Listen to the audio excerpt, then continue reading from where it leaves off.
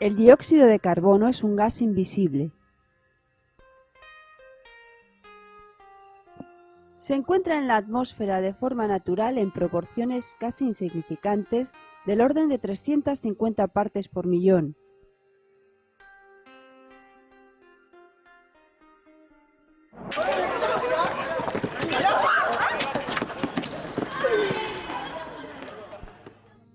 Es el gas que emitimos cuando respiramos, aunque su origen en la atmósfera fueron las emanaciones volcánicas.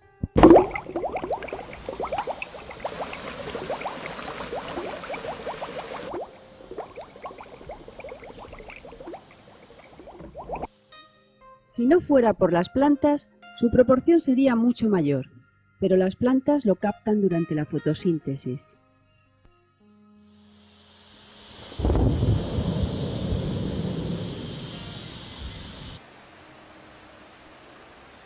La vegetación almacena enormes cantidades de carbono.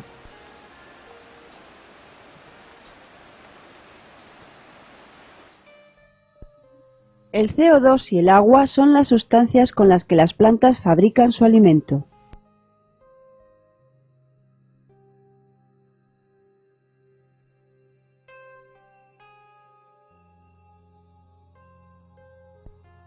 En cierto modo, se puede decir que las plantas se alimentan del aire.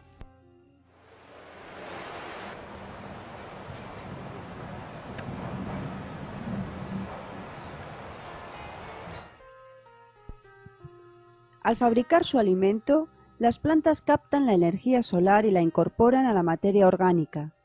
Si quemamos una semilla de girasol, vemos cómo la materia orgánica contiene energía.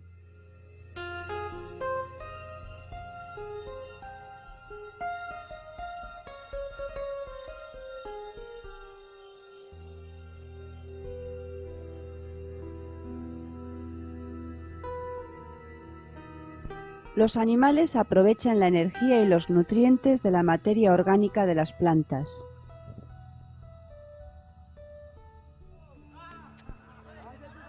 Al usar la materia orgánica para producir energía en la respiración, los animales liberan el CO2 a la atmósfera.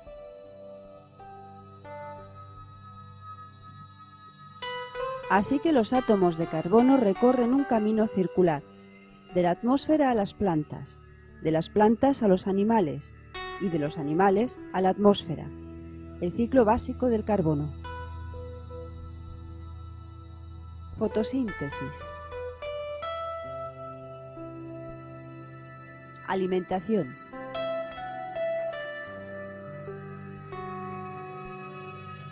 Respiración y vuelta a empezar.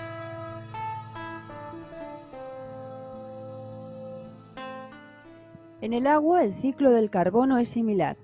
Las plantas acuáticas utilizan el CO2 disuelto para realizar la fotosíntesis y los animales al respirar lo liberan al agua donde queda disuelto de nuevo.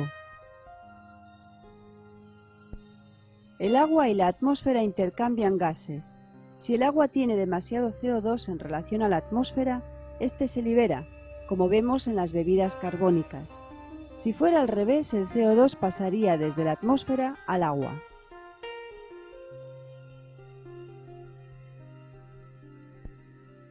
Cuando se quema materia orgánica, como por ejemplo madera, se produce CO2, que también pasa a la atmósfera. Lo mismo ocurre durante la descomposición de la materia orgánica. La descomposición es un proceso biológico en el que intervienen microorganismos y hongos, que en realidad están utilizando la materia orgánica para obtener energía.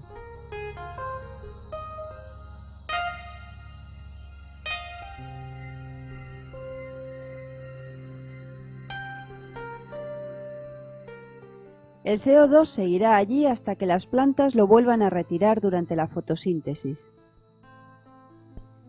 Pero cuando la descomposición de la materia orgánica se produce en condiciones anaerobias, es decir, de escasez o falta de oxígeno, no se produce CO2, sino que el carbono de la materia se queda en el suelo. Es lo que ocurre en sitios donde hace mucho frío o en medios acuáticos pantanosos donde hay demasiada materia orgánica y poco oxígeno disponible. En épocas pasadas, hace millones de años, grandes cantidades de materia vegetal quedaron atrapadas en este proceso de descomposición anaerobia, dando lugar a los actuales yacimientos de carbón. Este proceso fue tan intenso en algunas épocas que el período en el que ocurrió, hace 330 millones de años, se denomina Carbonífero.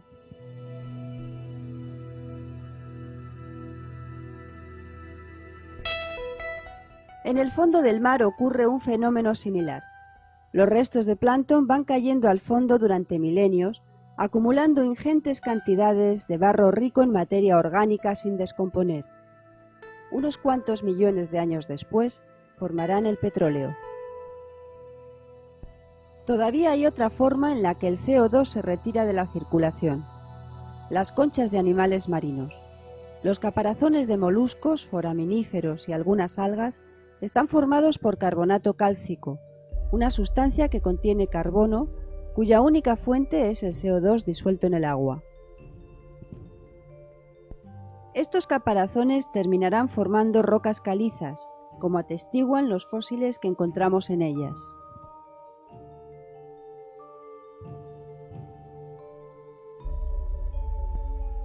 Las rocas calizas ocupan una gran parte de la superficie terrestre y constituyen un sumidero, un sitio por donde se va el carbono, es decir, donde termina su camino, al menos durante unos cuantos millones de años, hasta que la erosión lo vuelva a poner en circulación.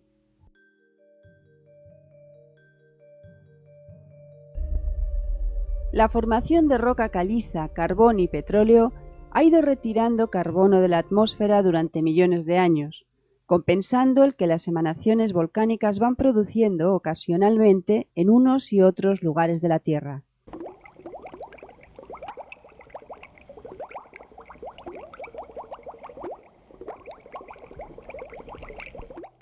Como las erupciones volcánicas no se producen de forma uniforme, ni la distribución de océanos y continentes ha sido siempre la misma, la atmósfera ha sufrido importantes variaciones de su concentración de CO2 a lo largo del tiempo geológico.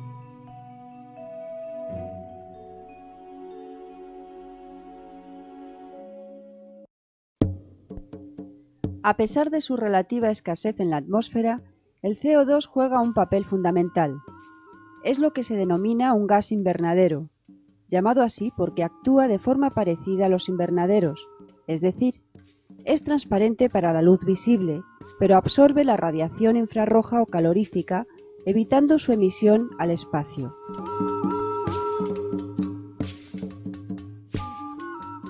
Cuanto más CO2 haya en la atmósfera, más se podrá calentar esta debido a la radiación solar. Hay evidencias de que la temperatura media de la Tierra ha seguido las mismas oscilaciones que la concentración de CO2 atmosférico.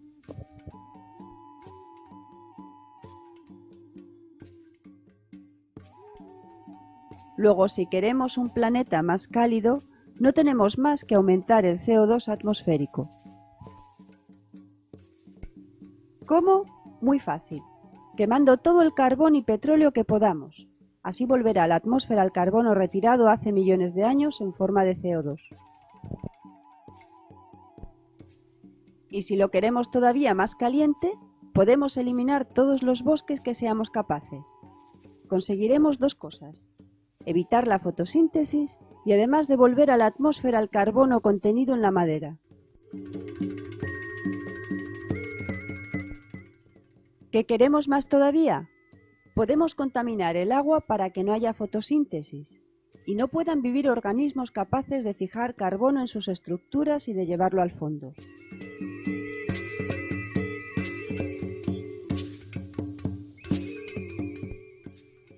Lo malo es que conseguir un planeta más cálido quizás no sea una buena idea.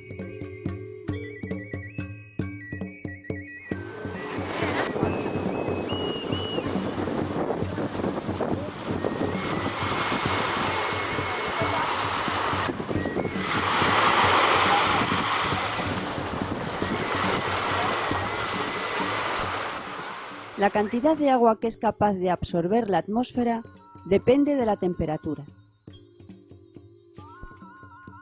Cuanto más caliente, más absorbe.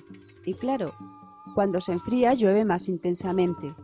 Por eso las tormentas se producen principalmente en verano y las grandes tormentas se producen en zonas tropicales.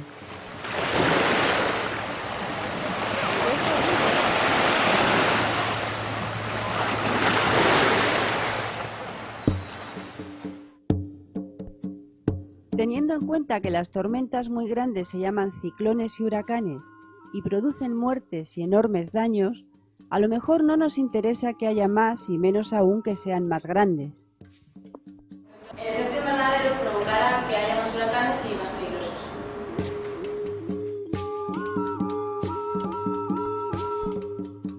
Si hace menos frío, se derretirán los glaciares, tanto los de montaña como los de la Antártida y Groenlandia,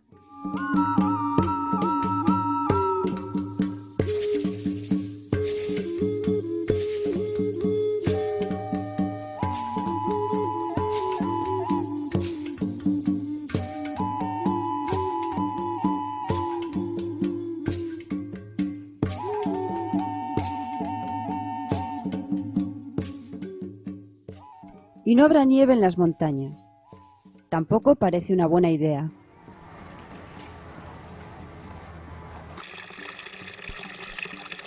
Los glaciares de montaña sueltan agua durante el verano que sirve para que la gente pueda beber y regar las cosechas. Si desaparecen, innumerables ciudades y pueblos a lo largo de los ríos desaparecerán.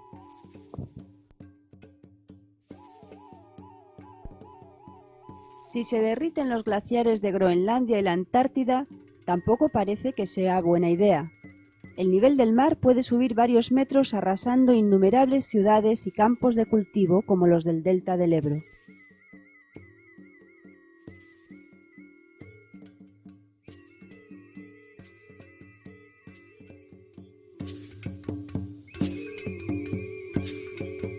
Es verdad que no parece que vaya a desaparecer la humanidad.